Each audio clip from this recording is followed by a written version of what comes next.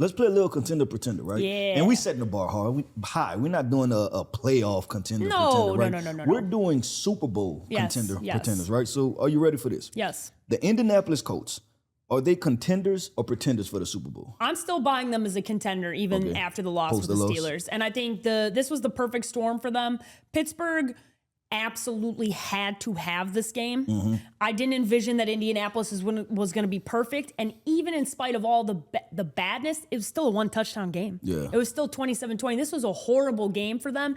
I would rather see them have this lay an egg game and then they bounce back versus play perfect all throughout the regular season and then take that into the postseason. So I'm still buying them as a contender because they're still healthy. Jonathan Taylor's still Jonathan Taylor. That defense is played really well again, even though they lost this game. So I'm still buying them as a contender. Yeah, this was a tough matchup from the very beginning, not because of just the rosters, right? Because I feel like the Colts have a really good roster, but the setup, right? Yes. They just had a big disappointment against They the needed Green Bay Packers at Yep. home, right? Then Indianapolis Colts, you have to go to Pittsburgh, which we know that the culture is tough and gritty, right? 100%. It always set up to be a very tough football game. The one thing I don't like that I was seeing with the rest of the media, right? Them saying like, oh, the Indianapolis Colts are reverting back to who they are. No, who they are is this is a really good football team. Yeah, that's Daniel ridiculous. Jones is playing in a really good situation. Yes. He's playing good football because he has really good weapons. And Jonathan Taylor is a top 3 running back. Correct. Michael Pittman, Alec Pierce, that Tyler didn't just Warren. stop. Yeah, it just didn't stop. They beat themselves. And you much rather be in a position where we beat ourselves versus saying we never had a shot at all. Yeah, and I think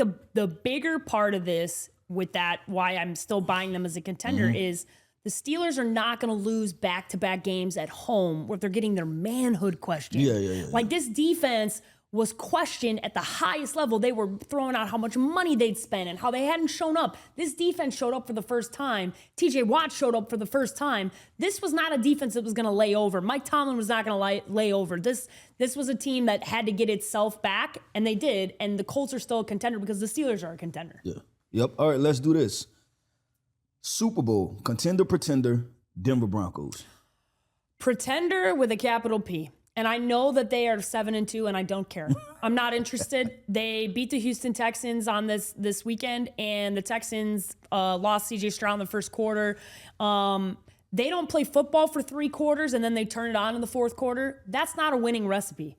It's working right now. It's not going to work to win a Super Bowl. I don't believe in that team. Yeah, the Denver Broncos, they have beaten the Texans, the Cowboys, the Jets, the Giants, and the Titans. Thank you. I'm not buying into that. Blah, blah, blah, blah, blah, blah, blah is what I just heard. That is the bottom of the NFL. And they're it's doing also what they're who supposed Drake to May's do. beaten, just so we're clear. Right, 100%. All right, let's do this.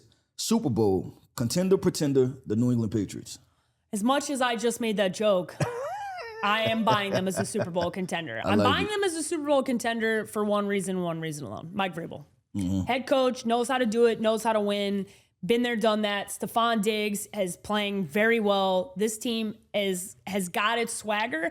And for whatever reason, Drake May getting sacked 5+ times in back-to-back weeks and them still winning football games. Don't matter. That's insane.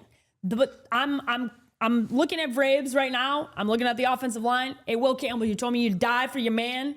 You better start taking care of your man because he can't keep getting sacked 5 times a game. That can't keep happening. You say you're buying into him for one reason. I'm buying into him for about 4 reasons. Okay. My 4 reasons: Mike Vrabel. Yep. Drake May. Yep. Stephon Diggs. Yep. Cardi B. Ah, the New England Cardi. Patriots are rocking and rolling right now. The Bottega fit today though was crazy. It was hot. They're just rocking and rolling, and I'm buying into the brand of football that they're playing. This brand of football wins when you have a quarterback that you're developing is on the brink of being a superstar quarterback, but you don't put everything on his plate. Yeah. Meaning that you still believe in defense, you still believe in running the football, you still believe in distributing and making other players step up too. That's a winning recipe for an NFL franchise. You know why else I'm buying into them is because they're young enough to be dumb enough to not know. To think.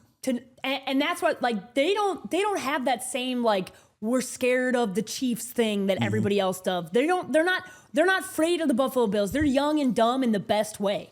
And like that kind of works for them right now. So stay in that lane, and it might just take you on a wild card ride to the Super Bowl. Yep, see what happens. Super Bowl. Contender, pretender for the Jacksonville Jaguars. Ooh, pretender with a capital P, man. Listen, Jacksonville, you got all your moxie out in that game against the Chiefs. And since then, there is nothing about that team that screams contender other than your field goal kicker making a 68-yard field goal and setting the record. That's the only thing that makes you a contender. It's just not a good. This football team is strange. This organization is strange, and strange is such a good word. It's just strange because it's like you can't really quantify what they're doing or why they're doing it. Yeah. And I'm really disappointed, and we're going to get into this on another episode, but I'm really disappointed in the lack of a plan for Travis Hunter that has resulted in him being injured and not actually tapping into the talent that is Travis Hunter. I'm really disappointed in that, and that's a big part of why they're not going to be a contender this year. Yeah, I can't wait to have that discussion. Me too. Because we're going to get very in-depth on that. I'm going to say pretender also. Because we saw Travis up close. He's a freak. Yeah. Like, I'm so disappointed in that. Yeah. I'm going to say pretender for the Jacksonville Jaguars. I think, like you said, they lack a plan. And more important, they just lack identity, right? When you see the Jacksonville Jaguars, to be completely honest, what I associate them with the most is them playing in London. That's what I think about the Jacksonville Jaguars. They might be leading. Your girl been telling y'all they're going to go to London for a long time. And not believe it, right? Yeah. So Trevor Lawrence, Travis Hunter, pack your bags because you're going to London. That's what I associate with the Jacksonville Jaguars. And it's unfortunate because this is the truth. Y'all have two of the generational prospects that we've said in the past 10 years. Since we've been covering and doing this. Since we've been covering the NFL draft on your football team, and you still lack identity. Yeah. That right there is called embarrassing. And the Draft Network, since this has come and started, since the company started, the NFL draft community has become an actual thing in regular, everyday. When the Draft Network did its first mock draft, a way too early mock draft, everybody lost their shit, told everybody at the company that we were doing it too early. We were doing it. Now everybody's doing it. Now everyone. But the point is that this coverage, we've seen a lot change, and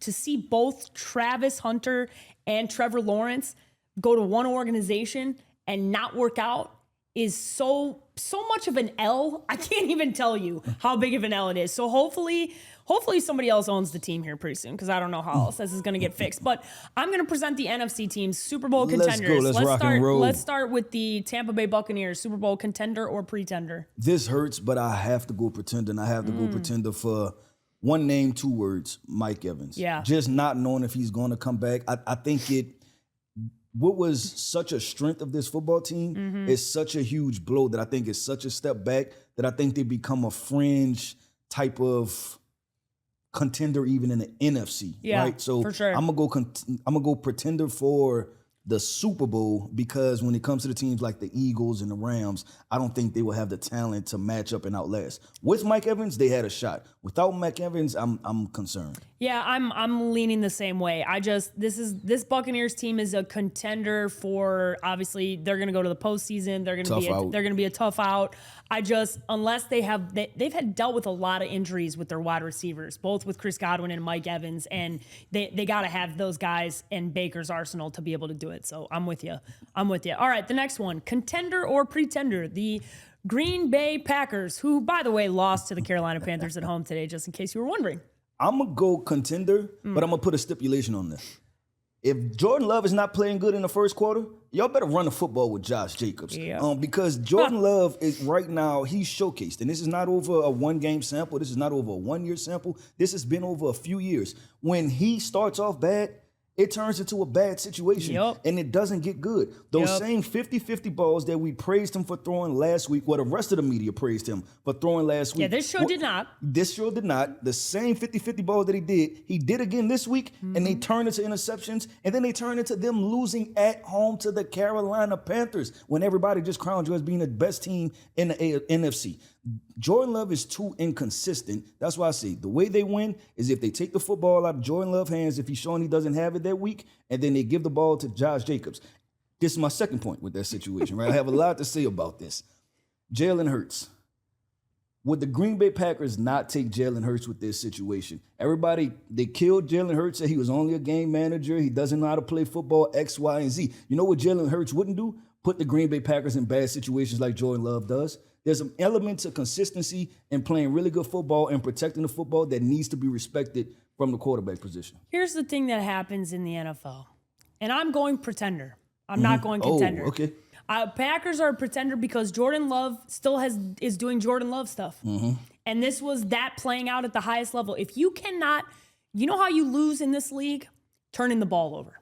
Number one way. If you ask any coach, what is the number one thing you need to do? Protect the football. Win the turnover battle. Those are the two things that every head coach I've ever been around have said consistently. College, NFL, doesn't matter. If you don't win the turnover battle, you don't win in this league. And you know why? A perfect example. Jameis Winston is one of the single most talented throwers of the football of all time. Shout out, J-Mo. Shout out, J-Mo. But turns the ball over at a clip that is impossible to have victories. That is not, you can have all the arm talent in the world. Jordan Love's got a lot of it. If you do not protect the football, if you do not make good decisions, you will not win in this league. Tom Brady was the best of all time because he made the best decisions of all time. He was the most precise of all time. That is what wins in this league. If you don't take care of the football, today was just the beginning of it flipping on its head. They've been 50-50 going all their way. 50-50 going the other way is just starting. And it's about to happen while they go on the road. So pretender and Packer fans, please come to my mentions. I can't wait for it.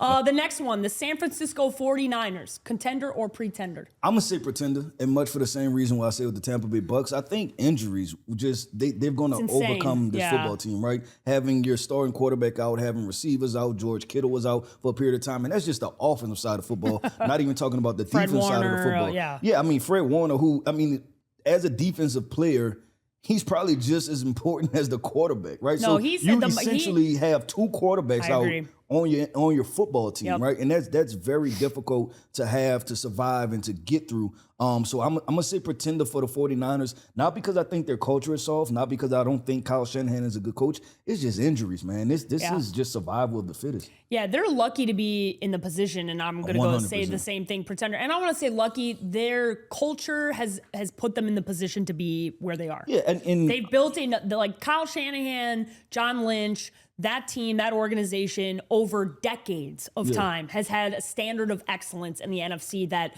really should be commended. And they've stayed at that level. And that's the only reason why they continue. They don't bottom out. That's not who they are as an organization. Yeah, and I want to take what you said because I know you kind of walked it back a little bit with the lucky part because you probably didn't want to sound hot takers, right? Yeah, because they're not lucky.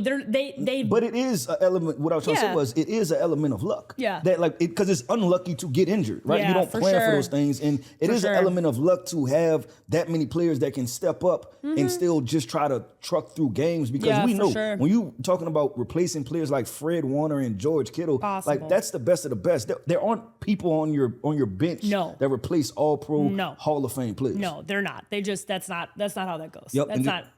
Shout out to the 49ers. Yeah, shout out to the 49ers for building a great culture where they are able to do that. All right, last one here, Super Bowl contender, the Seattle Seahawks. Seattle Seahawks. Man, you know what? We need to give my guy Sam Darnold a nickname. I'm going to start the nickname right now. We're going to talk about Super Sammy Sam Darnold, man. Listen, that's funny. They just thumped the Washington Commanders. I believe at halftime, Sam Darnold was 10 for 10, I believe. 16 of 16. 16 of 16, I'm sorry, with 3 touchdowns. Yeah, perfect passer rating. Perfect passer rating. This team looks like a Super Bowl team. This defense is flying around. They're making plays. They're hitting people. Offensively, Jackson Smith and Jigba, he's trying to tell people that, listen, I am a top 5 wide receiver in the NFL. I don't give a damn what I ran in a 40-yard dash. Everybody's stepping up. They're tough. They're physical. Head coach Mike McDonald has them believing in everything. This looks like we're close to the Legion of Boom era, right? Yeah, when there was the young Russell Wilson with Cam Chancellor and Earl Thomas and the wide receivers making plays. So I'm buying the Seattle Seahawks. They may be the hottest team in the NFL, and they're dangerous as hell. I'm also buying them as a big-time contender. Yeah. When I was working for ESPN and covering the Cardinals, I can tell you I traveled to most of the NFL stadiums. There's only 2 that I haven't been to. The Seahawks have one of the toughest environments to play in football in any sport, And they are at the top of their division. If them and the Rams, right? It's going to be that's going to be a close race in the NFC West between those 2 teams. But I'm telling you, there is nobody that wants to go to Seattle and play. Yeah. Not a single one. And not the Philadelphia Eagles, not anybody. They don't want to go there and play football. There have been some of the craziest, it's one of the loudest environments, one of the toughest environments, especially when you get to January, it's cold and rainy. They love that shit. And Sam Darnold, on top of this, not only is this Legion of Boom like with their defense. Sam's doing more, quite frankly, offensively than Russ was doing at that time because they had Marshawn Lynch and that offense ran through him. Sam's playing at an all-time clip with the guys. He had 2 guys score first-time touchdowns tonight. Yeah. That was without Cooper Kupp playing in the game that they took care of the Washington Commanders. And by the way, for those sitting at home, Jaden Daniels' passer rating was 41.9 in the first half. So y'all need to chill with crowning the next king.